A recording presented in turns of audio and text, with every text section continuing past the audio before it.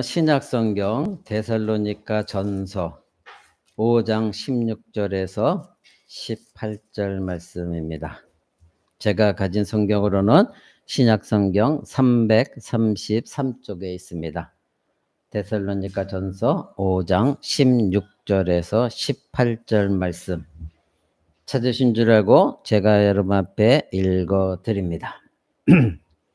항상 기뻐하라. 쉬지 말고 기도하라. 범사에 감사하라. 이는 그리스도 예수 안에서 너희를 향하신 하나님의 뜻이니라. 아멘. 이제 우리는 지난 시간 그리고 그 전주에도 계속해서 우리는 나의 힘이 되신 여호와 하나님, 그리고 사망의 골짜기에서 나를 도우시고 나를 인도하신 그 하나님에 대해서 들었습니다. 그렇다고 한다면 정말로 내가 알고 있는 하나님이 나의 힘이 되어주시고 사망의 골짜기에서도 나를 도우시는 하나님을 확신하고 믿고 경험했다고 한다면 우리는 이제 그 하나님께 감사할 줄 아는 그런 신자들이 되어져야 되는 것입니다. 오늘 데살로니가전서 5장 18절에 범사에 감사하라. 여기서 범사에 감사하라는 얘기는 모든 일에 감사하라 이 말 뜻입니다. 그러니 이것이 바로 예수 안에서 너희를 향한 하나님의 뜻이다. 즉 하나님의 뜻은 언제나 우리가 기뻐하는 것이고 언제나 우리가 기도하는 것이고 언제나 우리가 모든 일에 있어서 감사하는 것이다. 이렇게 성경은 우리에게 말하고 있습니다. 여기에는 예외도 변명도 이유도 없이 모든 일에 감사하라 이렇게 말씀하고 있습니다. 인간이 죄를 짓는 것 제외하고 인생에서 일어나는 모든 일이 어떠한 일이 일어났든 간에 그것에 감사하라 이렇게 말씀하고 있는 것입니다. 우리에게 어떤 일이 닥치든 어떤 환경에 있든 나에게 어떤 어려움이 있든 우여곡절이 있든 시련이 있든 기쁨이 있든 감사하는 것이 있든 모든 것에 감사하라 이렇게 성경은 명령하고 있죠. 바로 그러기에 신자라고 한다면 내 삶 가운데 언제나 하나님께 감사해야 될 이유가 무엇일까? 그것을 찾아야 되는 것입니다. 감사가 바로 그리스도의 삶, 그 삶의 태도의 본질이라는 것, 이것을 우리는 잊어서는 안 됩니다. 그러기에 감사하지 않는 것은 거듭나지 않은 그런 사람들의 마음의 본질이라는 것, 이것도 역시 우리는 기억해야 되는 것입니다. 그러니 거듭났다고 한다면 우리는 반드시 모든 일에 있어서 하나님께 감사하는 그런 성도들이 되어져야 되는 것입니다. 그러나 거듭나지 않은 사람들은 하나님께 감사가 없습니다. 그래서 성경은 불신자들에게 그들은 하나님께 감사하는 것이 없다. 언제나 그들의 생각은 허망해져서 하나님께 대항할 뿐이고 그들의 마음은 미련하여 어두워진 것뿐이다. 그렇게 말하고 있는 것이죠. 인간은 모든 것에 대해서 하나님께 감사해야 됩니다. 왜냐하면 모든 것을 창조하신 하나님이고 그리고 우리 인간 모두에게는 생명과 호흡을 주셨고 그리고 우리는 그 하나님 안에서 살아 움직이고 존재하는 그런 사람들이기 때문에 그렇습니다. 하나님은 우리에게 양심도 주셨습니다. 그래서 우리가 어느 것이 옳고 그른지 무엇이 잘못된 것인지 판단할 수 있는 기준도 하나님은 우리에게 주신 것이죠. 하나님은 모든 선하고 완전하신 선물을 우리 모두에게 주셨습니다. 그러니 언제나 우리는 하나님께 감사해야 됩니다. 더더욱 신자라고 한다면 우리를 죄악 가운데 구원하시기 위하여 우리 주 예수 그리스도를 이 땅에 보내주셔서 나 대신 십자가에 못 박아 죽게 하시고 내 모든 죄를 사하셔서 구원하셨다는 것, 여기에 반드시 기반을 두고 이것에서부터 감사할 줄 아는 성도라고 한다면 모든 일에 성도들은 감사할 수가 있는 것이죠. 그러면 신자들과 달리 세상 사람들이 감사하지 못하는 이유는 무엇일까요? 그들은 생각할 때 모든 것이 운이다, 행운이다, 운의 결과다 이렇게 생각하기 때문에 그렇습니다. 그러니 그들의 마음에는 감사가 없는 것이죠. 우연히 이러한 일이 좋은 일이 생겼어. 그러니까 그들에게 감사가 없는 것입니다. 모든 것이 우연이고 행운이다 이렇게 생각하는 거죠. 또 어떤 사람은 운명론자들입니다. 모든 일이 이렇게 될 수밖에 없는 거야. 그러니 그들에게는 감사가 없는 것이죠. 하나님께서 나에게 무언가를 좋은 걸 주신 것이 아니라 운명적으로 일어나게 되어진 것, 그렇기 때문에 감사할 이유가 없는 것입니다. 그리고 또 어떤 사람들은 자신의 삶을 자기 자신이 완전히 통제할 수 있기 때문에 자기 마음대로 할 수 있다 생각하는 사람들은 감사가 없죠. 그래서 나에게 어떤 일이 좋은 일이 생기면 그것은 내가 잘한 것이 되어지는 거예요. 그러니까 감사가 없는 것이죠. 그래서 그들은 자기 자신이 모든 것을 계획했고 준비했고 모든 것을 실행했기 때문에 이런 좋은 일이 생긴 것은 당연한 거야. 그래서 그 모든 공을 하나님께 돌리기보다는 자기 자신에게 돌리다 보니까 하나님께 감사는 절대 없는 것입니다.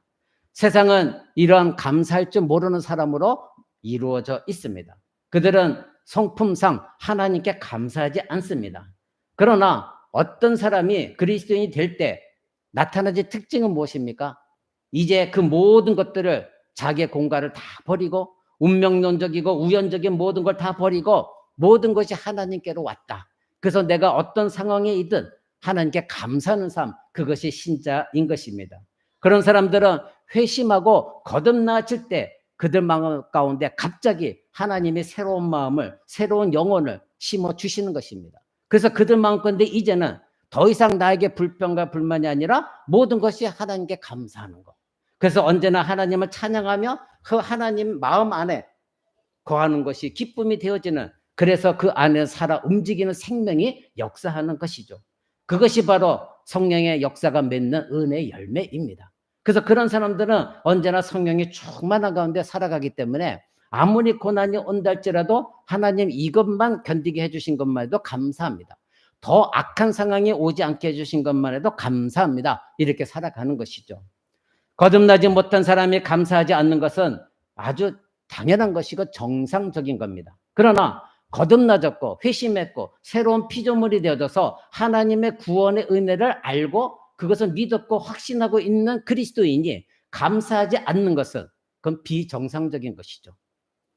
바로 신자의 새로운 생명, 새로운 본성, 새로운 피조물, 나에게 새로운 인격, 이 모든 것을 주신 하나님 앞에 감사하지 못하는 것은 하나님의 행하신 일에 반역하는 것입니다. 그 하나님의 놀라우신 은혜에 대립하여서 하나님이 나에게 주신 것이 무엇이었느냐, 아담처럼 하나님께 따져 묻는 것이 되어버립니다. 이러한 그리스도인은 하나님의 구원의 은혜에 대한 배응망덕한 것이죠. 결국 그 사람들은 죄에 빠져 있는 것입니다. 그래서 신약성경은 신자들에게 계속해서 감사하라고 반복해서 요구하고 있는 이유입니다. 로마서 8장 28절에 보면 여러분이 잘 알고 있는 말씀이 나옵니다. 우리가 알거니와 하나님을 사랑하는 자 곧 그 뜻대로 부르심을 입은 자들에게는 모든 것이 협력하여 선을 이루느니라. 우리는 이 말씀은 너무나 잘 알고 있는데 실질적으로 내 삶 가운데 이 말씀이 적용되지 않을 때가 너무나 많습니다. 하나님께서는 언제나 하나님 백성들의 유익을 위해 일을 하고 계시고 하나님 백성들의 선을 이루기에 하나님은 노력하시는 분이십니다. 하나님께서는 악한 것을 취하셔서도 선하게 만들으셔서 그것이 신자들의 유익이 되게 하시고 신자들의 영원한 영광을 위해 그 모든 것들 선한 목적으로 바꾸시는 분이 하나님이십니다. 그래서 로마서가 말하는 것이 모든 것이 협력하여 선을 이룬다. 누구에게? 하나님을 사랑하는 자, 그리고 그 뜻대로 부르심을 입은 자. 누구입니까? 저와 여러분 아닙니까? 여러분 이미 하나님의 사랑을 받았기 때문에 하나님을 사랑하고 있습니다. 그렇죠? 그렇다면 여러분들은 하나님의 뜻 가운데 부르심을 입은 자들이에요. 그렇다면 이 말씀대로 한다면 하나님은 여러분에게 일어나는 어떤 일을 할지라도 그 모든 것을 협력하여서 선의 목적으로 바꿔주시는 분이 하나님이시다 이겁니다. 그러면 나에게 닥친 사망의 골짜기를 내가 지난다 할지라도 그것까지도 하나님은 선한 목적으로 바꾸시는 하나님이라는 것, 이것을 믿는 신자들에게 하나님의 놀라운 역사가 일어나는 것이지, 나는 신자라고 하면서도 그런 하나님 말씀을 절대 붙들고 있지 않아요. 그렇다고 하면 어찌 하나님이 역사가 여러분 가운데 일어나겠느냐 이겁니다. 만약 신자가 지금도 하나님께서 자기 자신을 위해 일하고 계시고 모든 것을 통제하시고 다스리고 계시고 그리고 신자 자신의 유익과 그리고 나의 선과 영광을 위해서 일하고 계시다는 것, 이것을 믿고 확신하고 있다고 한다면 여러분은 감사할 수밖에 없는 것입니다.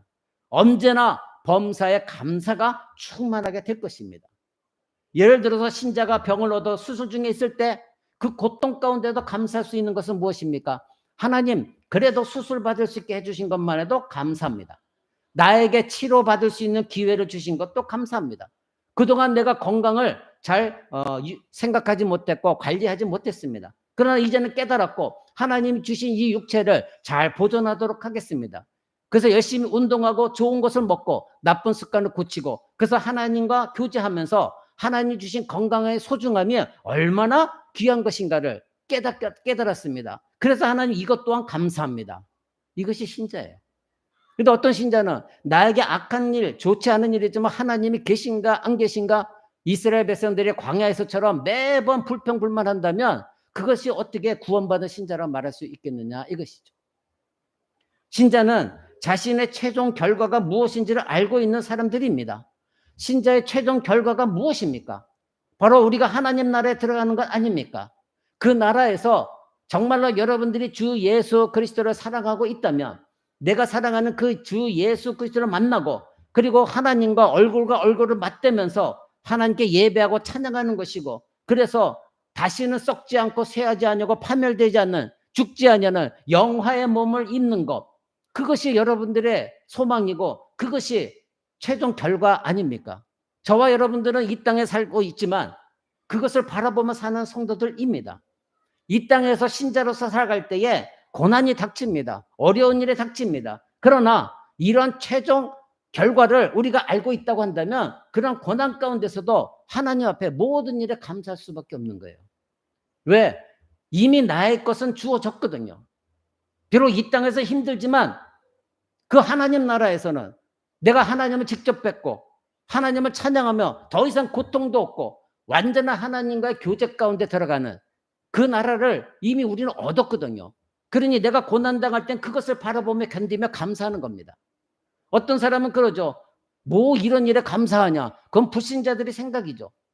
그러나 우리는 감사하는 이유가 이미 내가 얻은 구원 때문에 감사하는 겁니다. 그러니 매세 감사하지 못한 성도로 간다면 그 사람은 내가 정말 구원받은 신자인가? 이것을 매일 삶 가운데 확신하지 못하고 살기 때문에 그런 거예요. 감사하지 못할 때 나 자신의 최종적인 구원의 결과를 한번 생각해 보십시오. 이 구원이 어떻게 이루어졌는가? 그래도 감사가 없다면 자기 자신의 신앙을 한번 재점검해 보셔야 돼요. 나의 신앙은 과연 무엇인가? 나의 최종 결과는 내가 이것을 알고 있는데 지식적으로만 알고 있는지, 아니면 이것이 실제적으로 내 삶 가운데 나를 주장하고 있는가? 만약 그렇다면 그 신자는 이 땅에 매여서 올인하는 사람이 아닙니다. 언제나 어려움이 와도 그 최종 결과, 내가 이미 얻은 그 결과를 바라보며 살아가는 것이죠. 초대교회 때 특징은 감사였습니다. 그래서 우리는 고린도전서 14장에 보면 방언에 대해서 많이 나오고 있지만, 그러나 그 방언에 하나님이 주신 언어에 대해서 왜곡하고 있는 것을 우리는 보게 되어집니다. 오늘은 여러분들에게 방언에 대해서 말씀하고자 하는 것이 아닙니다. 그러기에 고린도전서 14장 16절에 보면 이런 말씀이 나옵니다. 내가 영으로 축복할 때에 알지 못하는 처지에 있는 자가 네가 무슨 말을 하는지 알지 못하고 네 감사에 어찌 아멘 하겠느냐. 너는 감사를 잘 하였으나 그러나 다른 사람은 덕세음을 받지 못하리라. 이렇게 말하고 있습니다. 이 말 뜻은 무엇이냐면 어떤 사람이 아무도 알아듣지 못하는 방언으로 말을 하고 있다는 겁니다. 그런데 네가 방언으로 감사를 표하고 있는데 방언이기 때문에 네 주변에 있는 사람들 그것을 알아듣지 못한다는 거예요. 방언이니까. 그렇다고 한다면 네 감사하는 그 감사를 저 사람들이 모르기에 그것이 어떻게 은혜가 될 수 있느냐. 즉 너희가 지금 방언한다고 하는데 남이 알아듣지 못하는 방언을 하면 네가 지금 하나님께 감사를 하고 있는지 하나님을 욕하고 있는지 하나님께 찬양하고 있는지 그것을 사람들이 어떻게 알겠느냐, 이렇게 말하고 있는 것이죠. 그러니 지금 초대교회 때는 언제나 하나님께 감사하는 것, 이것이 초대교회의 특징이었습니다. 우리는 오늘날 개인주의적이고 핵가족화되어지는 이 거대 물결을 거스를 수 없는 그런 시대에 살고 있습니다. 그래서 더더욱 우리에게는 감사가 사라진 그런 시대에 우리 모두가 살고 있습니다. 그래서 이 시대는 역사상 가장 감사가 없는 그런 시대입니다. 모두가 다 어렵고 힘든 것만 생각하고 그저 나만 최고로 피해자라 생각하는 이 시대입니다. 그러니 지금 시대는 과거 어느 때보다도 더 많은 것을 소유하고 있는 것이 사실이거든요. 우리가 어릴 때를 한번 생각해 보십시오. 그때 지금처럼 풍요를 누린 적이 있습니까? 그러나 우리 이 대한민국은 수많은 선교사님들이 이 땅에 와서 피를 흘린 대가로 대한민국은 발전하게 되어졌고 오늘날 이만큼 풍요를 누리고 있습니다. 그러나 여전히 나는 부족한 것이 더 많다고 생각하는 게 오늘날 사람들이거든요. 신자들도 그렇습니다. 과거에 정말로 못 먹을 때도 있었고 못 입을 때도 있었습니다. 그러나 우리는 그때를 생각하지 않냐고 여전히 지금만 생각하면서 나에게는 이것이 부족하다, 저것이 부족하다. 그래서 내가 더 원하는 것을 갖지 못한 것에 대한 욕심, 그것이 결국 하나님께 감사하는 마음을 계속해서 빼앗아가는 거예요. 또 하나는 남들과 자꾸 비교합니다. 상대적으로 저 가정은 이렇고 저 남편은 이렇고 저 아내는 이렇고 저 사람들은 이런 게 있는데 이렇게 있는데 나는 왜 없을까? 자꾸 비교하면서 하나님이 주신 것에 절대 만족하고 감사하지 않는 것이죠. 여러분, 신자에게 감사하라고 목사가 권면하면 하나님 말씀대로 사는 것도 힘든데 왜 우리에게 감사하라고 하는지 반문하는 사람도 많이 있습니다. 목사님이 이런 것을 경험하지 못했기 때문에 이렇게 말하지. 여러분, 그렇게 살아서는 안 됩니다. 오늘날 이 시대 문화 안에서 성도들에게 하나님께 감사하는 삶을 사십시오. 이렇게 신약 성경의 명령을 전달하면 그 신자가 예, 알겠습니다. 제가 감사가 부족했습니다. 다시 하나님이 나의 영혼을 구원하신 것에 감사하며 살아가겠습니다. 이런 신자가 드물다고 합니다. 사랑하는 성도 여러분, 신자가 이 세상의 불신자들처럼 욕심에 빠져 여전히 무언가 부족한 것을 붙들고 하나님께 감사하지 못한다고 한다면 그것은 하나님에 대한 우리를 구원하신 것에 대한 반역입니다. 그건 하나님께 불충한 것입니다. 예수 그리스도를 이 땅에 보내주셔서 십자가에 죽게 하신 것 그 이상 무엇이 귀한 것입니까? 여러분들은 만약에 그런 생각한다면 예수 그리스도 십자가 피보다도 지금 내가 부족한 물질이 더 중요하고 지금 내가 부족한 환경 속에 어떤 부족한 부분이 예수 그리스도 십자가 피보다 더 중요하다고 생각하는 사람들이에요. 그러니 내가 예수 그리스도 십자가 보혈로 구원받았다는 것에 감사하지 못하고 그러다 보면 자꾸 이 세상의 것에 눈이 돌려지고 그것이 더 중요하게 보여지는 것입니다. 따라서 우리는 신약 성경의 말씀의 명령에 우리는 복종해야 됩니다. 그래서 성경은 계속해서 우리에게 감사하라 이렇게 깨우쳐주고 있는 것입니다. 우리 한번 고린도후서 그 앞에 4장 15절을 한번 봅니다. 그 앞에 고린도후서 4장 15절. 제가 가진 성경 290쪽입니다. 이렇게 말씀하고 있습니다. 모든 것을 너희를 위하여 하는 것은 은혜가 많은 사람의 감사함으로 말미암아 더하여 넘쳐서 하나님께 영광을 돌리게 하려 함이니라. 아멘. 여기서 말하고자 하는 바는 사람들이 구원 안에서 하나님의 은혜를 받을 때 그것은 넘치는 감사로 이어진다 이것입니다. 여러분들이 정말로 구원의 확신을 갖고 있다고 한다면 모든 일에 감사가 넘치도록 이어지게 한다 이겁니다. 이것이 신자의 정상적인 상태이어야 되는 것입니다. 모든 그리스도인의 생활 방식은 하나님께 끊임없이 감사를 드리는 것, 이것이 되어져야 돼요. 신자는 구원을 얻은 것뿐만 아니라 하나님으로부터 모든 것을 갖고 있어요. 하나님께서 모든 것을 여러분에게 부어주셨습니다. 여러분이 지금 먹을 것이 없는 가정이 있습니까? 입을 것이 없는 가정이 있습니까? 거처할 처소가 없는 가정이 있습니까? 쓸 것이 없는 가정이 있습니까? 물론 조금 부족한 건 있겠죠. 그러나 여러분, 과거에 여러분들이 어렸을 때 자라날 때 그때보다는 풍족한 삶은 분명 맞습니다. 그렇다면 우리는 여기에 감사해야 되는 거예요. 더욱이 신자라고 한다면 하나님의 아들 예수 그리스도를 보내주셨고 더더욱 우리에게 성령을 주셨거든요. 모든 것을 하나님은 다 주셨습니다. 그러기에 하나님께서 우리의 삶에 행하시는 모든 것에 우리는 끝없는 감사가 넘쳐나야 된다. 성경 그렇게 말하고 있는 것입니다. 여러분 그 뒤에 에베소서 5장 3절 한번 봅니다. 에베소서 5장 3절 315쪽에 있습니다. 음행과 온갖 더러운 것과 탐욕은 너희 중에서 그 이름도 부르지 말라. 이는 성도의 마땅함이 아니다. 누추함과 어리석은 말이나 희롱의 말이 마땅치 아니하니 돌이켜 감사하는 말을 하라. 이렇게 또 우리에게 요구하고 있습니다. 여러분, 이 말씀 무엇입니까? 신자라고 한다면 입을 열어서 말할 때에 입 밖으로 더러운 것이 절대 나와서는 안 된다는 겁니다. 이 말 뜻은 무엇입니까? 신자의 입에서 마땅히 나와야 될 건 감사밖에 없다는 거예요. 그러니까 언제나 남을 비방하고 남을 비판하고, 그리고 언제나 나는 피해자이고.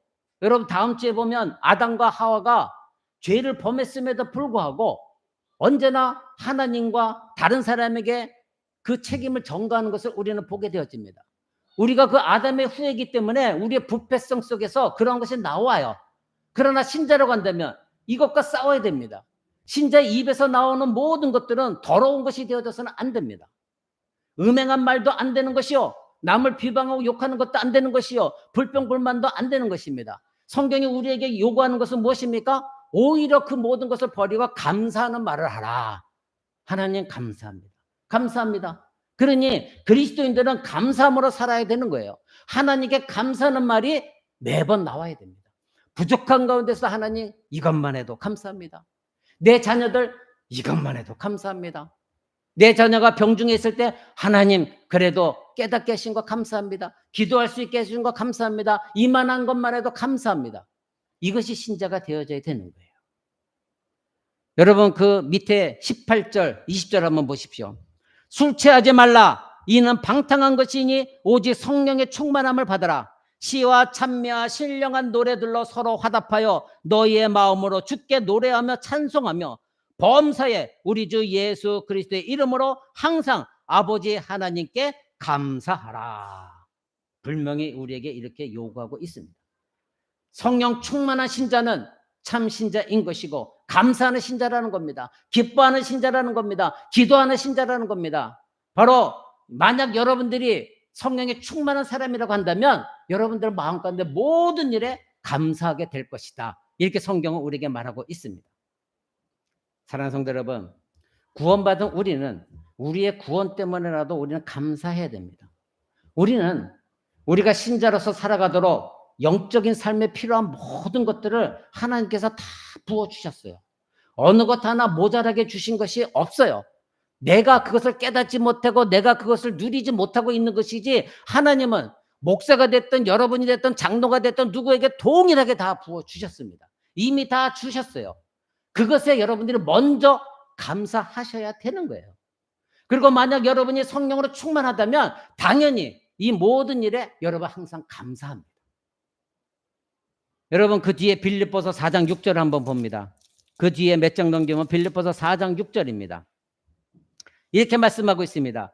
아무것도 염려하지 말고 오직 모든 일에 기도와 간구로 너희 구할 것을 감사함으로 하나님께 아뢰라.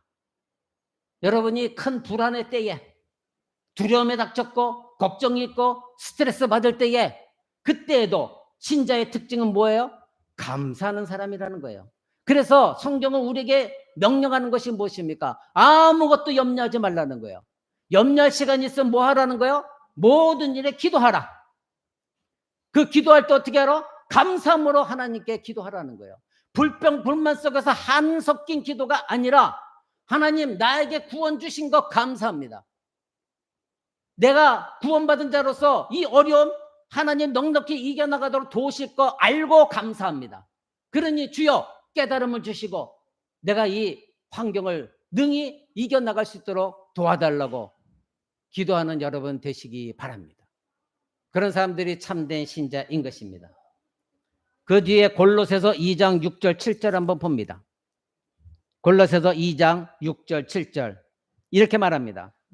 그러므로 너희가 그리스도 예수를 주로 받았으니 그 안에서 행하되 그 안에 뿌리를 박으며 세움을 입어 교훈을 받은 대로 믿음에 굳게 서서 감사함을 넘치게 하라.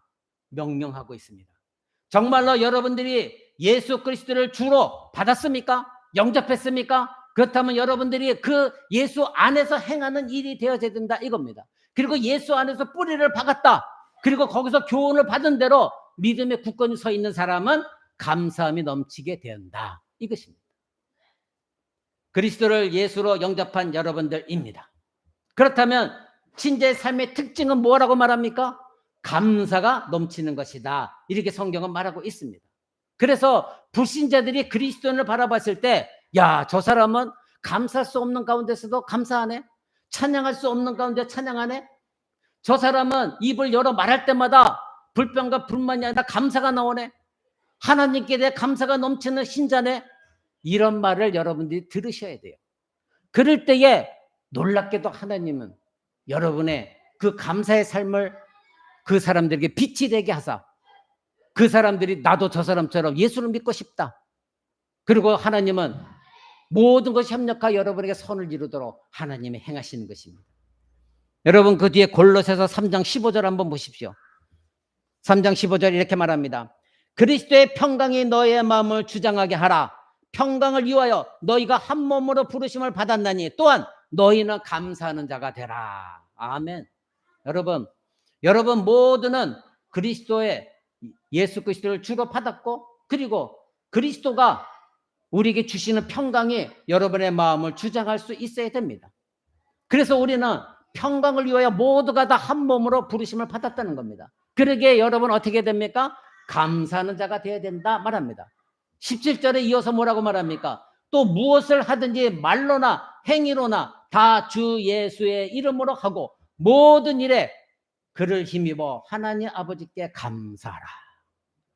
우리가 말하는 것이나 행하는 모든 것이 주 예수의 이름으로 하라.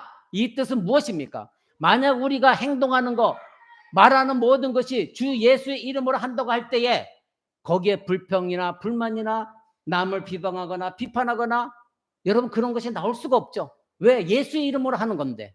그렇죠? 그러니 그 사람들 입에서 뭐가 나올 수밖에 없습니까? 모든 일에 있어서 예수를 힘입어 하나님 아버지께 감사하라. 이것밖에 없다 이것입니다. 여러분 그 밑에 4장 2절을 한번 보십시오. 기도에 항상 힘쓰고 기도에 감사함으로 깨어 있어라. 이렇게 명령합니다. 즉 이 말씀은 무엇이냐면 감사하는 마음으로 기도하는데 너의 삶을 다 바쳐라 이겁니다. 감사하는 마음으로 기도하면서 계속해서 너의 삶이 그 기도 가운데 있으라 이겁니다. 내 마음이 어렵습니까? 그래도 감사하십시오. 그러면 하나님이 바꿔주십니다. 그런데 여러분들은 아담과 하와처럼 그 하나님의 성품을 사단이 계속 속이는 것에 넘어가요. 의심을 해요. 그럴 리가. 오늘 본문 다시 돌아갑니다. 데살로니가 전서 5장 16절 18절로 돌아갑니다. 데살로니가 전서 5장 16절 18절. 여기에 하나님이 거룩한 백성들이 가져야 할 태도에서 말하고 있습니다. 기뻐하라, 쉬지 말고 기도하라, 모든 일에 감사하라. 그렇죠? 그렇다고 한다면 구원받은 신자가 끊임없이 내면적으로 무엇이 있어야 됩니까? 기쁨을 느껴야 되는 거예요. 그리고 끊임없이 기도하고 싶은 마음이 있어야 되는 거예요. 그리고 끊임없이 모든 일에 감사하고자 하는 마음이 있어야 되는 것입니다. 바로 이것이 신자의 삶과 성격, 모든 것의 패턴이 되어져야 됩니다. 하나님은 신자들에게 3가지 명령을 하셨습니다. 항상 기뻐하라, 쉬지 말고 기도하라, 모든 일에 감사하라. 그러니 이 3가지 명령은 구속의 은혜를 받은 모든 신자들의 마음에 가장 깊은 곳에 자리 잡고 있어야 되는 겁니다. 그런데 우리가 감사하고 있느냐 이거죠. 우리가 끊임없이 기도하고 있냐 이거죠. 매일 우리의 입속에서 나오는 것이 감사냐 이것입니다. 한 신자의 영적 상태를 측정하는 가장 좋은 척도는 내 안에 과연 기쁨이 있느냐, 나는 과연 하나님 앞에 끊임없이 기도하고 있느냐, 그리고 내가 악한 일에 닥쳤어도 그 모든 일에 있어서 감사하고 있느냐, 이것이 그 신자의 영적 상태를 측정하는 척도입니다. 우리는 외적으로 참된 신자의 영성을 판단할 때가 많아요. 저 사람은 모태신앙이고 교회 열심히 다니고 있고 사역도 하고 있고 헌금도 하고 있고 성경 공부도 참여하고 있고 이 모든 것을 가지고 저 사람은 괜찮은 신자야. 권사 직분도 받았대. 집사 직분도 받았대. 우리는 이것을 가지고 판단할 때도 많이 있습니다. 어떤 사람이 도적질하지 않았다는 것으로, 간음하지 않았다는 윤리 도덕적인 것으로, 사기치지 않았다는 것 때문에 아내를 학대하지 않았다는 것 때문에, 자녀를 학대하지 않았다는 것 때문에 그 사람이 괜찮은 사람이다, 이렇게 판단해서는 결코 안 됩니다. 우리는 그보다 더 깊이 들어가야 돼요.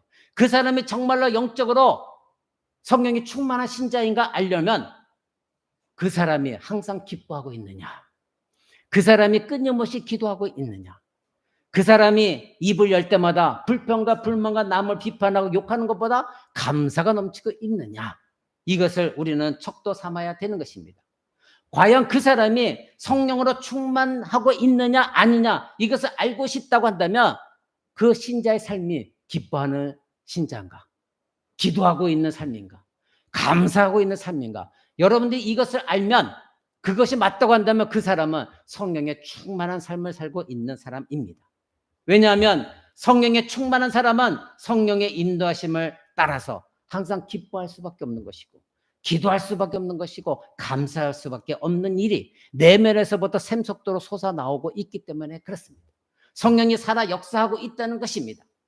그런데 신자에서, 내면에서 나오는 모든 것들이 기쁨도 아니요, 기도도 아니요, 감사도 아니라고 한다면 그 사람은 하나님을 신뢰하지 못하고 있는 것입니다. 그러니 성령이 그 안에서 역사하지 못하는 것이죠.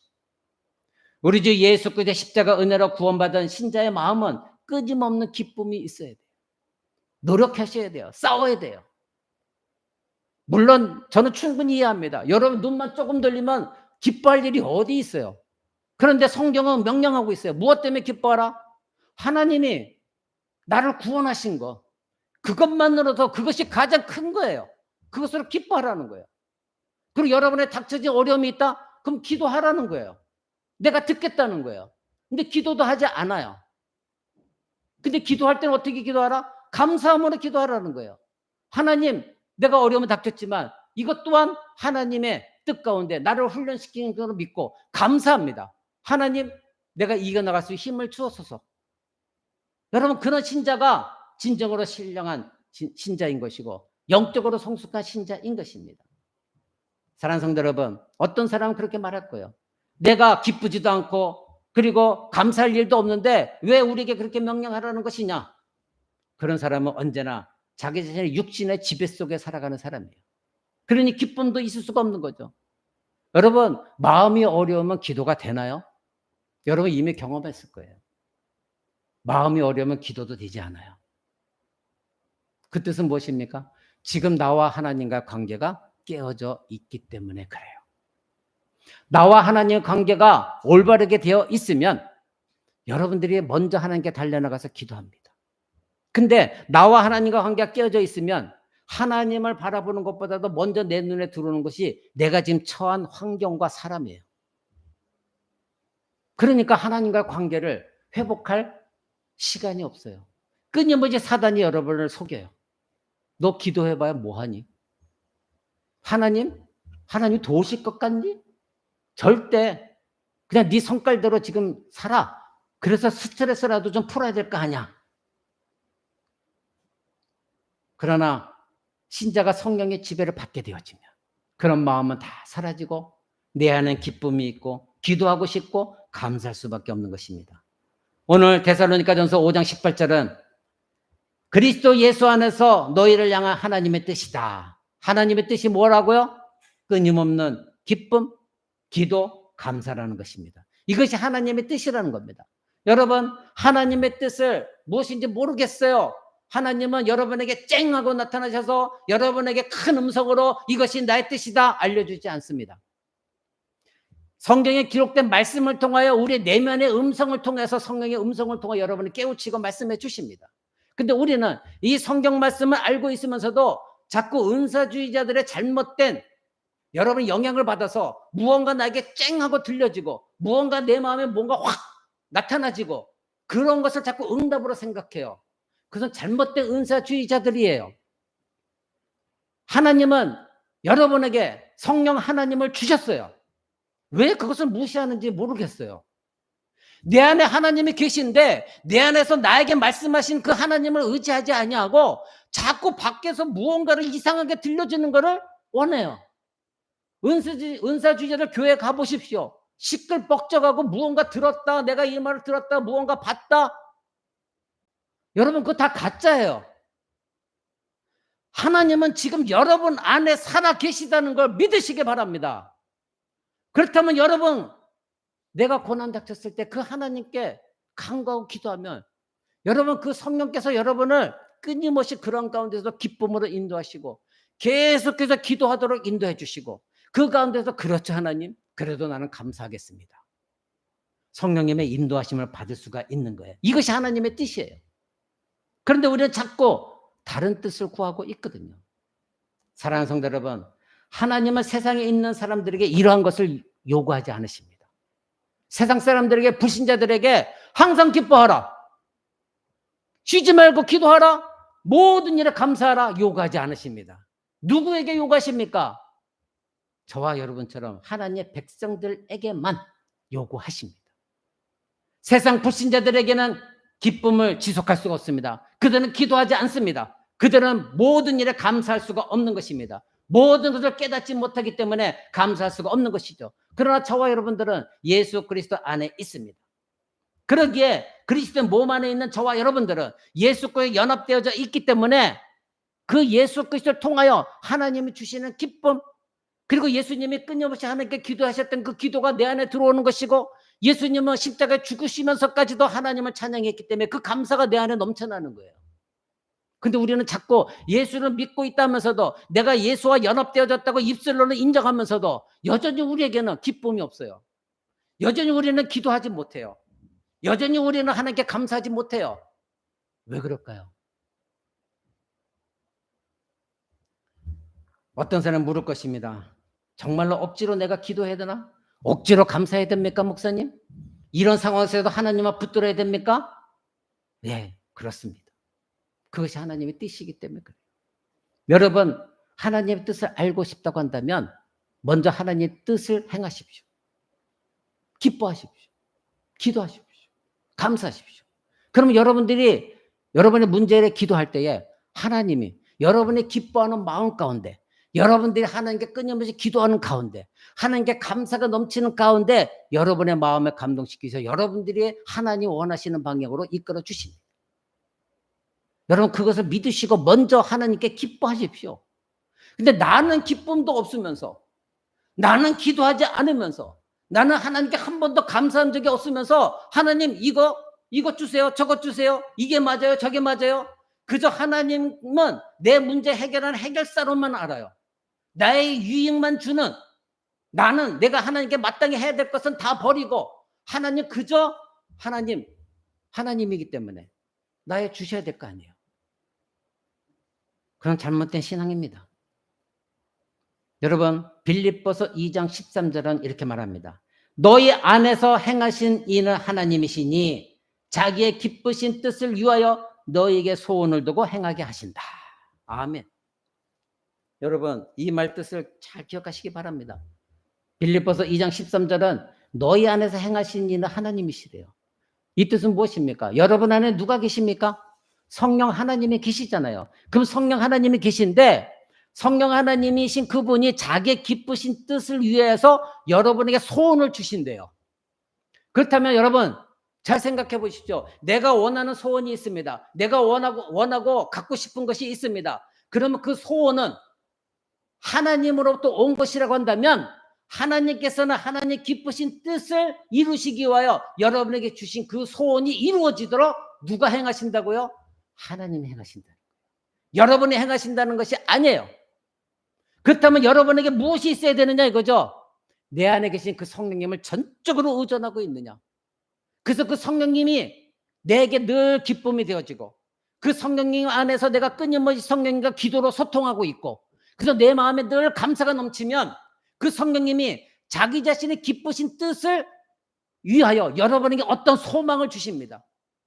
여러분이 하고자 하는 것들, 그것이 여러분의 소원이 되게 하십니다. 그때 여러분들이 그 소망을 붙들고 기도하며 행하여 나갈 때 하나님은 모든 일을 풀어주시면서 그 뜻이 이루어지도록 하나님은 하신다. 이것이 빌립보서 2장 13절 말씀이에요. 근데 여러분들은 이 말씀 붙들고 있지를 않아요. 사랑하는 성도 여러분, 그러니 신자가 여러분 안에 계시는 그 성령님을 충분히 의지하고 믿고 확신하지 못한 그 상태는 뭐예요? 성령이 충만하지 못하면 여러분에게는 기쁨도 없고 기도도 없고 감사하는 것도 모든 게 불가능한 것뿐이에요. 그러면 지금 빌립보서 2장 13절 말대로 하면 여러분에게 성령님이 하나님의 그 기쁘신 뜻을 여러분 통하여 이루어 가시기 위하여 여러분에게 어떤 소원을 주시는데 여러분들이 기쁨도 없고 기도도 하지 않냐고 감사도 하지 않는 그 상태 속에서 성령님이 여러분에게 어떻게 기쁘신 뜻을 이루도록 여러분의 마음의 소원을 주신 것을 여러분이 깨달을 수가 있느냐 이거예요. 깨달을 수가 없잖아요. 그러니 어떻게 해요? 날마다 나의 정욕대로 내 욕심대로 어떤 일을 벌려요. 그러고 나서는 하나님 내가 기도했는데 왜 안 이루어져요? 하나님 살아계세요? 안 계세요? 하나님 원망하고 사람 원망하고 목사 원망하고 왜 기도하면 다 된다며? 근데 자기 자신은 성령께서 기쁘신 뜻대로 나에게 주신 소망 가지고 기도한 것이 아니었기 때문에 실패한 거거든요. 자기가 성령이 충만하지 못했기 때문에 실패한 거거든요. 내 안에 성령께 의지했고 성령이 충만하다고 한다면 하나님의 기쁘신 뜻을 나에게 주셨구나. 그것이 내게 경험되어지고 느껴지면서 순종하게 되어지거든요. 그러면 내 마음에 기쁨이 있어요. 어떤 일을 하는 것이 하나도 두렵지가 않아요. 기쁨이 있어요. 하나님이 주신 거야. 기도 가운데 끊임없이 하는 게 붙듭니다. 그래서 하나님이 주신 거 감사합니다. 감사함으로 내가 이 일을 이루어 나가겠습니다. 그때 하나님이 뭐라고요? 너희에게 소원을 두고 행하게 하신다. 행하게 하신다. 이것은 무엇입니까? 우리로 하여금 그 일을 행하도록 하나님이 우리를 돕고 그 길로 인도하신다는 거예요. 사랑하는 성도 여러분, 그러기에 여러분들이 기쁨이 사라지고 기도도 힘들고 감사가 없다고 한다면 여러분은 내가 지금 성령이 충만하지 않구나. 이것을 깨달으셔야 돼요. 신자인 여러분이 성령으로 충만하다면 여러분은 기쁨이 넘치고 기도가 있고 성도 간에 서로 화답하며 노래하며 찬양하며 하나님께 영광을 돌리며 여러분들이 모임 가질 때 얘기하는 모든 것도 하나님이 내 안에서 이렇게 역사하셨습니다.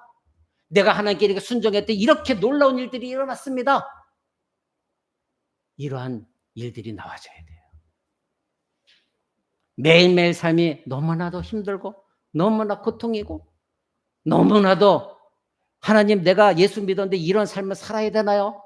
이런 고통이 아니라 비록 내 환경은 아무것도 바뀐 것이 없으나 내 안에서는 내가 하나님 의지했더니 내 안에 이런 평화가 있었어요. 내가 불뚝 성질이 오고 불안하고 화가 치밀을 때도 하나님의 성령에 의지했더니 하나님 나에게 기쁨으로 바꿔주셨고 그 자리에서 기도하게 하셔서 기도했더니 내 마음에 평안이 없고 감사가 넘쳐났어요. 이런 신자가 진정한 성령으로 충만한 신자입니다.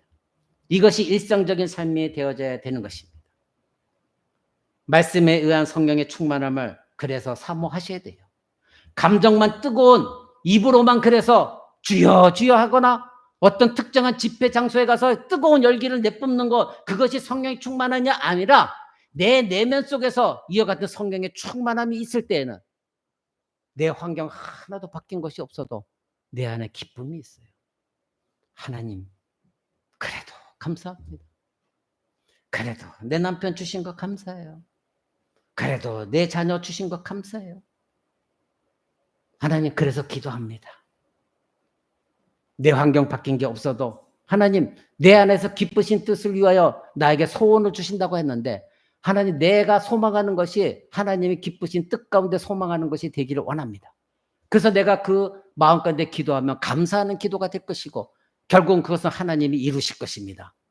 이것을 믿고 기도하는 신자가 성령 충만한 신자인 것입니다. 그러면 왜 우리는 항상 기뻐하고 기도하고 감사하지 못하고 있을까요? 첫 번째는 여러분이 의심하기 때문에 그래요. 여러분 가운데 의심이 너무나 많아요. 하나님의 성품에 대한 의심 때문에 그렇습니다. 즉 하나님의 말씀을 신뢰하지 못하기 때문에 그렇습니다. 하나님을 사랑하고 하나님의 뜻과 목적에 따라 부르심을 입은 모든 자들에게 협력하여 선을 이룬다고 분명히 로마서는 말하고 있습니다. 그런데 하나님 말씀 믿지 못하니까 아담과 하와처럼 사단의 속임에 넘어가 의구심을 품게 되다 보니까 하나님을 의지하지 않게 되어지는 것이죠. 그러니 하나님이 악한 것까지도 나에게 닥쳐진 이 악한 상황까지도 모든 것이 협력하여 선을 이루게 하신다. 이 말씀을 믿지 못하는 것입니다. 그러니 설마 하나님이 그렇게 하시겠어? 지금 내가 이 상황인데 하나님 그 말씀이 정말 사실이야? 안 되면 어떡하라고? 의심을 품게 되어지는 것이죠. 그렇다면 여러분, 하나님 말씀도 약속도 성품도 다 의심하는데 그 가운데 어떤 하나님의 역사가 이루어지겠습니까? 이루어질 수가 없는 것이죠. 그런 사람들은 그래서 또한 하나님의 주권적인 능력도 의심하게 되어집니다. 하나님께서 나에게 행하신 계획이 있다고 한다면 하나님 하실 텐데 하나님은 그러할 능력이 없으셔.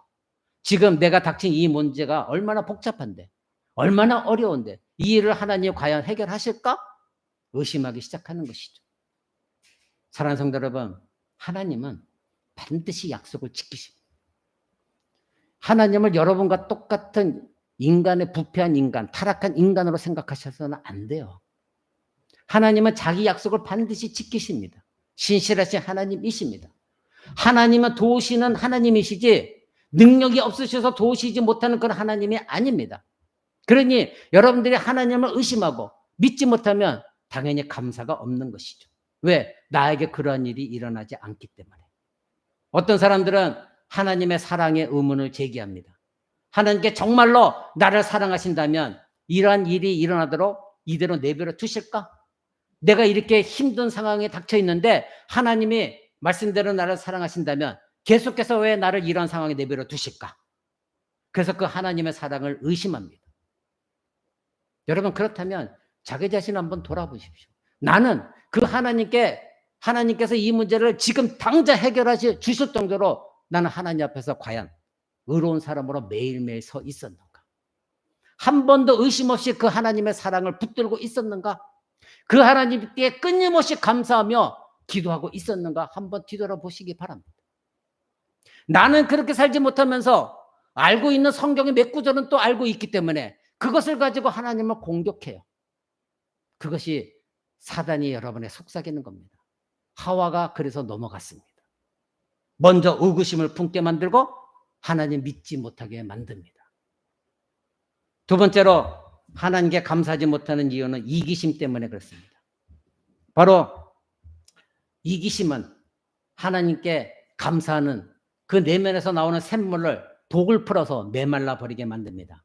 하나님의 간섭을 싫어하는 거죠.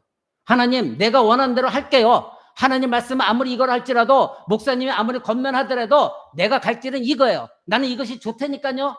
그래서 하나님 말씀하시는 걸 거부하고 자기 이기심 속에서 자기의 정욕대로 나아갑니다. 그러다가 나중에 힘든 일이 닥치면 그때 하나님 원망해요. 하나님, 난 이거 하나님 뜻인 줄 알고 했는데 왜 이런 일이 닥쳐요? 자기 이기심 때문인지도 모르고 하나님 원망해요. 그러니까 감사가 없는 거죠. 자신이 살아가는 성도의 삶의 방식에 이의를 제기하고 하나님을 떠나 살아가는 방식, 이것을 언제나 고집하고 있어요. 나는 이런 방식이 좋아. 이런 방식의 신앙생활은 싫어. 나는 좀 더 하나님으로부터 자유롭고 싶어. 하나님 말씀에서, 하나님 주권에서 벗어나고 싶어. 그것이 하와였거든요. 그래서 내가 원하는 삶을 살고 싶어. 내가 원하는 신앙생활은 이런 것이 아니야. 좀 더 자유롭게 누리고 주일날도 좀 놀러 다니고 뭐 그러면 안 돼. 이것이 바로 이기심이에요. 이 이기심은 결국 하나님을 왕좌에서 끌어내고 내가 그 자리에 앉는 것이에요. 그래서 무엇입니까? 모든 것을 내가 책임져. 내가 책임질 거야. 하나님이 질 거 없어. 내가 책임지면 되지 뭐. 내가 직접 내 삶을 내가 결정하고 내 삶을 내가 운영하고 싶어. 그러니 자기 의지가 하나님의 뜻보다 더 중요한 것이죠. 나의 계획한 바가 하나님의 나를 향한 계획보다도 더 중요한 것이 되어버립니다. 그래서 내 삶은 내가 결정해. 교회 나가는 것도 내 방식으로 이루어지길 원하는 것이고 내 배우자도 내 자녀도 다 내가 생각하는 대로 이루어지길 원하는 것. 이것이 바로 이기심입니다. 그러니 모든 것이 내가 원하는 대로. 그리고 나도 이러한 것을 원해. 결국 하나님의 계획은 거기 없습니다. 하나님의 뜻은 구하지 않습니다. 그러면서 하나님의 뜻과 계획을 짓밟기 시작합니다. 그러니 그런 사람들에게 무슨 감사가 있겠어요? 왜? 내가 계획했고 내 뜻대로 했고 내 의지대로 했어요. 그래서 그것이 예를 들어서 잘 됐다 쳐요. 그러면 하나님의 도우심이 아니라 내 뜻대로 계획대로 했으니 그것에 무슨 감사가 있겠냐 이거예요. 내가 잘난 건데. 또 잘 안 됐을 때는 하나님 그래도 내가 기도했는데 그래도 예배했는데 왜 안 들어주세요? 하나님께 감사할 수가 없는 것이죠. 사랑하는 성도 여러분, 이런 사람들은 성령을 언제나 근심하게 만듭니다. 세 번째로 감사하는 마음을 방해하는 것은 세상에 대한 사랑 때문에 그렇습니다. 마음이 언제나 세상의 사소한 모든 걸로 가득 차 있는 사람이에요. 세상에 있는 즐거움, 명예, 인기, 사람들, 장소, 소유물, 쾌락, 돈, 이 모든 걸로 가득 차 있기 때문에 이 모든 것에 몰두하다 보니까 자기가 원하는 대로 되지 않으면 하나님께 감사하는 게 없어요. 내가 원하는 물질 쌓이지 않으면 감사가 없어요. 내가 원하는 대로 모든 쾌락을 즐기지 못하면 감사하지가 않아요. 모든 것이 내 뜻대로 이루어져야 돼요. 그런 사람들의 마음은 하나님과 관계보다도 사랑과의 관계를 더 집중해요. 그래서 사랑과의 관계 속에서 뭔가 특정한 즐거움을 성취하고 싶은 것이죠. 그래서 뭔가 업적을 이루고 싶고, 그래서 무언가 경험하고 싶어요. 자신이 원하는 것을 갖고 싶은 그 소유욕에 빠져요. 재산도 마찬가지입니다. 자신이 이루고 싶은 모든 것에 마음이 집중되어 있다 보니 하나님을 향한 마음은 다 빼앗겨 버린 거예요. 그럼 그런 사람에게 무슨 감사가 있겠어요? 결국 세상에서 자기가 이루고 싶은 거, 즐기고 싶은 거, 가지고 싶은 거, 이 모든 것을 사랑하게 되니 하나님은 그 사람의 마음에 없기 때문에 감사가 나올 수가 없는 거예요. 결국 그들은 남은 인생을 하나님께 감사할 줄 모르고 살아가는 것입니다. 신자가 살아가는 이유는 무엇입니까? 바로 하나님의 축복을 바라보는 것 아닙니까? 그렇죠? 그렇다고 하면 그리스도인의 비전, 그리스도인이 꿈꾸고 바라보고 있는 핵심은 무엇이 되어야 됩니까? 바로 우리 주 예수 그리스도로 내 안에 가득 차 있어야 돼요. 그것이 여러분의 비전의 핵심이 되어졌을 때 하나님은 여러분의 감사가 넘치도록 하나님이 행하십니다.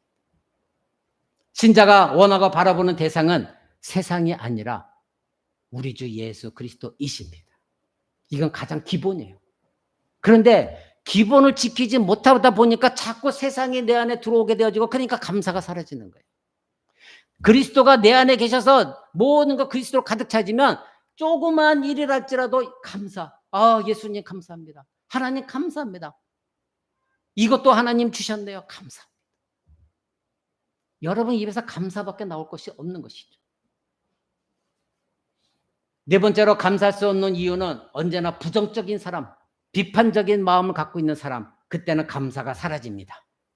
비판적이고 부정적인 마음은 신자의 시야를 좁게 만들고 왜곡하게 만듭니다. 그래서 비판적이고 부정적인 마음을 갖게 되어집니다. 이것은 하나님께로 합당하지 않는 거예요.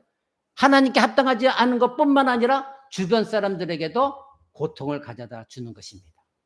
이렇게 비판적이고 부정적인 마음은 신자의 영성을 부패하게 만들어 갑니다. 그래서 자기 자신이 잘났다는 생각 속에서 남을 비판하는 거거든요. 언제나 자기 자신이 추측을 합니다. 자기 자신이 그것을 분석해 나갑니다. 그리고 자기의 부패한 본성대로 이것을 다 분석해서 결론을 내립니다. 그러니까 이 사람은 잘못된 거야. 그래서 이 사람은 어떠한 거야. 이 사람은 저런 거야. 그래서 점점 부정적으로 빠지게 되어지는 것이죠. 신자의 이러한 마음은 그 사람의 영성을 망칩니다. 언제나 모든 것이 말하는 것이 감사가 안 나오고 그 사람 상대방을 향한 비판, 부정적인 생각, 욕하는 것밖에 나오지 않습니다. 여러분, 저도 그래서 요즘은 TV 뉴스를 보다가 점점 조금씩 줄이려고 합니다. 제가 가면 뉴스를 보려고 하는데 너무나 정치가 엉망이다 보니까 제 안에서도 막 분노가 나와요. 비판이 나와요. 너무 화가 나요. 여러분, 우리가 그런 것에 자꾸 깨구리가 미지근한 물속에 있다가 점점 자기가 뜨거운 물에 삶아 죽는지도 모르는 듯이 우리가 조금씩 그런 영향을 받고 주변의 사람들에게 내가 부정적인 생각을 가지고 그리고 비판하기 시작하고 이런 것이 쌓이게 되지만 결국 자기 이제 패망으로 가는 거예요. 그 사람 입에서는 감사가 나오지 않습니다. 왜요? 성령님이 메말라 있기 때문에 그렇습니다. 그런 이런 사람들은 교만한 사람들입니다. 언제나 자아가 확산되어져 있는 사람에게서 남을 비방하고 비판하고 판단하고 추측하고 그래서 저 사람은 안 돼. 나쁜 사람이야. 부정적인 말이 나오는 거예요. 그건 뭐예요? 나는 저 사람과 다르다는 거거든요. 그러면 그 사람의 삶을 한번 볼까요? 아니요. 똑같거든요. 여전히 죄를 범하고 있거든요. 이것이 바로 교만이고 자아 확산인 것입니다. 그런 사람들이 자주 하는 말이 무엇입니까? 나는 누구누구에게 상처받았어. 나는 누구누구 때문에 기분이 나빠. 매일 이 상태로 내 마음이 사로잡혀 있으니 어떻게 하나님께 감사하는 말이 나올 수가 있느냐 이거예요. 나는 저 사람 때문에 피해받고 있는데 언제나 내가 피해자야. 이 사람 때문에도 피해자요. 저 사람 때문에 피해자요. 목사, 교회 가서 목사 때문에 피해자요. 저 집사 때문에 피해자요. 언제나 나는 오라. 가정에 가서 남편 때문에 내가 피해자요. 자녀 때문에 피해자요. 자녀는 부모 때문에 피해자요. 모두가 다 피해자예요. 자기 사랑 속에 있어요. 모두가 부정적이에요. 모두가 비판적이에요. 그러니 나는 누군가에게 피해를 받았어. 상처받았어. 언제나 이거 매몰된 사람은 그 사람이 한번 보십시오. 그 사람 입에서 감사가 나오나? 절대 감사가 나오지 않습니다. 그러면 하나님께서 그 사람에게 어떻게 하늘의 축복을 주시겠느냐? 다섯 번째로 감사할 수 없는 것은 참을성이 없기 때문에 그렇습니다. 이런 사람들은 단순히 하나님이 자신의 뜻한 바 자기가 일정을 세워서 그 일정에 따라 움직여야 되는 하나님, 그때만 감사해요. 근데 내가 원하는 일정대로 하나님 움직여주지 않으면 불평과 불만이 있고 하나님이 어디 있어? 기도도 필요 없네? 그러니까 감사하지 않는 거예요. 하나님은 여러분의 일정에 따라 움직이시는 분이 아니에요. 로봇가 아니십니다. 그런데 이런 사람들은 언제나 하나님으로부터 즉각적인 무언가 보상을 받기를 원해요. 자신이 세워놓은 일정, 자신이 세워놓은 시간 안에 하나님 꼭 이때 이렇게 해주셔야 됩니다. 하나님을 협박하고 있는 것이죠. 그때까지 하나님 응답을 있어야만 만족하는 사람입니다. 그때 하나님 살아계시네? 이것은 무엇입니까? 전지전능하신 하나님을 조종하려는 마음이에요. 이것은 악한 것입니다. 그런 사람 마음 가운데 어떻게 찬양이 있을 수가 있을까요? 하나님이 일하고 계시는 것들 모든 것을 생략하고 결과만을 따지는 거예요. 결과만을 자기가 원하는 시간에 원하는 일정대로 그것이 있기를 원하니 어떻게 하나님께 감사할 수가 있느냐 이거예요. 그러니까 그런 사람 참을성이 없기 때문에 기다리지 못해요. 하나님은 기다림을 원하시거든요. 하나님 그냥 주시는 게 아니라 어떤 문제가 생겼을 때 누차 여러분에게 말씀드리지만 하나님은 여러분에게 그 어떤 여러분이 원하는 선물을 주시고자 할 때는 여러분이 받을 만한 믿음의 상태가 되어져야 됩니다. 여러분이 어린아이에게 칼을 달라고 해서 주지 않는 것과 같은 것이라 말씀드렸어요. 여러분이 지금 원하는 걸 주셨을 때 여러분은 타락에 빠지기 때문에 하나님은 그 과정을 통해 여러분을 만드시고 여러분이 회복되어지고 하나님의 바로 서기를 원하는 거예요. 그 어려운 건데서 하나님을 그래도 붙들고 기뻐하고 감사하고 하나님을 찬양하며 기도하면서 그래요 하나님 때가 있겠죠. 기다릴 줄 아는 사람에게 하나님은 그 사람을 훈련시키시면서 하나님이 약속하신 것을 이루어 나가시는 것입니다. 그런데 내 안에 참을성이 없으면 하나님이 일정이 아니라 내가 목표해왔던 그 일정대로 성취되어지기를 원해요. 안 되면 감사가 사라지는 거예요. 사랑하는 성도 여러분, 서두르지 마십시오. 참으세요. 여러분이 무엇이라고 하나님 일정을 바꿔서 하나님 요렇게 해서 요 시간까지 요렇게 해줘야 되고 요것은 요렇게 해줘야 돼요. 여러분 왜 하나님을 협박합니까? 버리십시오. 여기에 더하여 여섯 번째는 영적 차가움입니다. 즉 무관심입니다. 예수님은 요한계시록 라오디아 교회에다가 요한계시록 3장 15절에 이렇게 말씀하십니다. 내가 너의 행위를 아노니 네가 차지도 아니하고 뜨겁지도 아니하도다. 네가 차든지 뜨겁든지 하기를 원하노라. 네가 이같이 미지근하여 뜨겁지도 아니하고 차지도 아니하니 내 입에서 너를 토하여 버릴 것이다. 사랑하는 성도 여러분, 여러분의 지금 신앙 상태는 어떠한 신앙입니까? 하나님이 여러분이 원하는 걸 지금 당장 주어야만 주여 주여 기쁩니다. 하나님 찬양합니다. 하나님 살아계시네요. 이런 신앙입니까? 아니면 하나님의 때에 하나님 하시겠죠. 그래도 감사합니다. 끊임없이 참으며 나가며 뜨거운 열정을 가지고 하나님을 섬기는 여러분들입니까? 신자가 그리스도를 섬김에 열의가 부족하거나 그리고 그리스도를 향한 사랑이 부족하고 말씀을 읽지 않냐고 하나님 말씀 배우기에 부족한 그리고 세상 것에만 매어 있다고 한다면 즉 하나님을 향한 열정이 부족하면 예배가 부족하면 여러분들은 영적 차가움에 빠지면서 영적 무관심 속에 들어갑니다. 그리고 영적으로 무기력하게 되어집니다. 반대로 아무리 작은 것이라도 할지라도 열정을 가지고 하나님을 섬기게 되어지면 하나님은 여러분 안에 놀라운 일들을 이루어 나가십니다. 여러분의 차가웠던 마음을 따뜻하게 열정으로 바꿔주십니다. 여러분 한번 생각해 보십시오. 여러분은 지금 하나님께 냉담해 있지 않습니까? 하나님이 여러분을 찾으실 때에 아담처럼 하와처럼 숨어서 하나님을 두려워, 심판이 두려워서 숨어 있는, 하나님과 교제도 원치 않는 여러분 아닙니까? 여러분 뜨겁습니까? 차갑습니까? 아니면 예수님 말씀하신 대로 이것도 저것도 아닌 미지근한 상태 속에서 이래도 좋고 저래도 좋고, 그렇다면 여러분 하나님께 감사할 수가 없습니다. 감사의 마음은 다 빼앗긴 상태인 것입니다. 마지막으로 감사한 마음을 빼앗는 것은 하나님께 반항하는 겁니다. 하나님께 화가 나 있는 거예요. 하나님이 자신의 삶에서 하시는 일이 내 마음에 들지 않아요. 그러니까 만족하지 않는 것이죠. 그래서 하나님께 언제나 감사해요. 그러니 하나님께 감사하지 않아요. 그러니까 하나님께 분노하고 있는 것이죠. 완전히 반항적인 삶을 살아갑니다. 그들의 삶은 그들이 원하는 대로 되지 않기 때문에 고의로 하나님께 감사하는 것을 거부하는 거예요. 내가 감사할 일이 어디 있어? 하나님이 이렇게 해주시지도 않았는데. 이렇게 반항하는 거예요. 그런 사람들에게 감사하는 일이 있을 수는 없습니다. 우리 모두는 이 7가지 중 어떤 형태로든 한 가지라도 우리는 죄를 범하고 있습니다. 우리는 오늘 본문 말씀에 모든 일에 감사라는 이 명령을 여러분 기억하셔야 됩니다. 어디서든 기억하셔야 됩니다.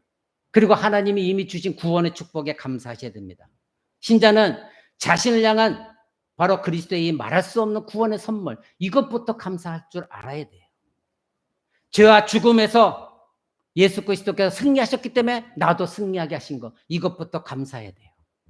그래서 하나님이 나를 보호하시고 인도하시고 모든 필요를 공급해 주심에 여러분 감사해야 돼요.